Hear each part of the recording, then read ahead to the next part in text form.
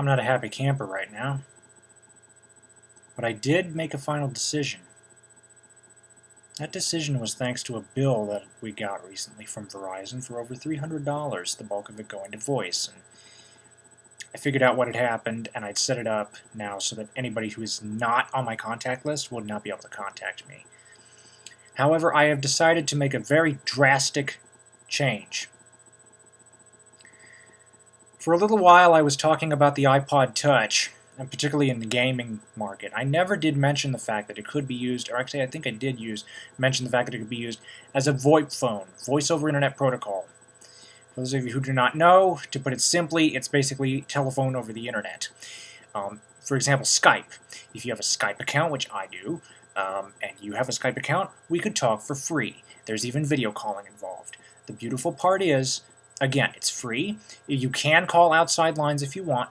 I believe the Skype in, Skype out, you can get unlimited calling for $60 a year. Now that's a heck of a lot better than $300 a month, don't you think?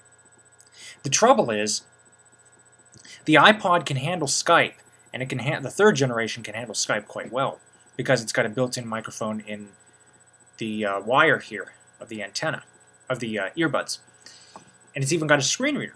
And as far as I understand it, Skype is accessible with voiceover, so if I lose my vision, there you go. But what happens if I'm not in a Wi-Fi hotspot? Well, that's where the phone comes in. Basically, what I'm going to do is I'm looking at getting just a cheap phone, no frills, no nothing, and using it when I'm not in a Wi-Fi hotspot. Just getting Skype out, getting my Verizon plan back to the absolute basics, voice only, no texting. And, well, wait a moment, you're going to ask, well, what about texting? Brand new rule.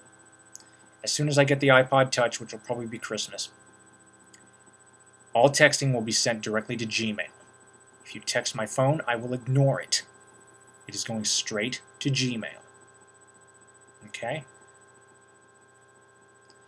The reason is because that's the only way that I've been able to achieve unlimited messaging, and Gmail will be pushed to my iPod. So as long as I'm in a Wi-Fi hotspot, I'll get your messages.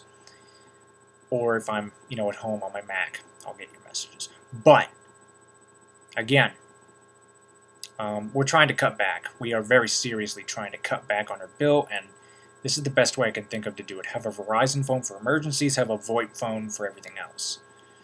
A Verizon phone for emergencies and when I'm not in a Wi-Fi hotspot, and a VoIP phone for when I am in a Wi-Fi hotspot.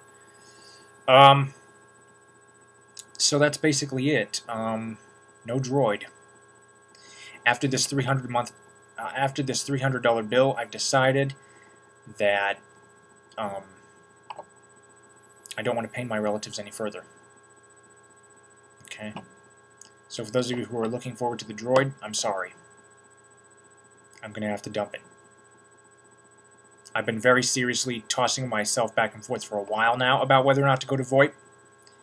I have decided to go to VoIP. It's a lot cheaper. And if VoIP is my main phone line, then that would make everybody a lot happier. Like I said, $60 a year for unlimited calling versus $60 a month for 700 minutes. Which of the two do you think is better? Now, you may be saying, oh, wait a moment, VoIP can't do 911 efficiently. Again, that's where the Verizon phone comes in. It also comes in where I can't find a Wi-Fi hotspot.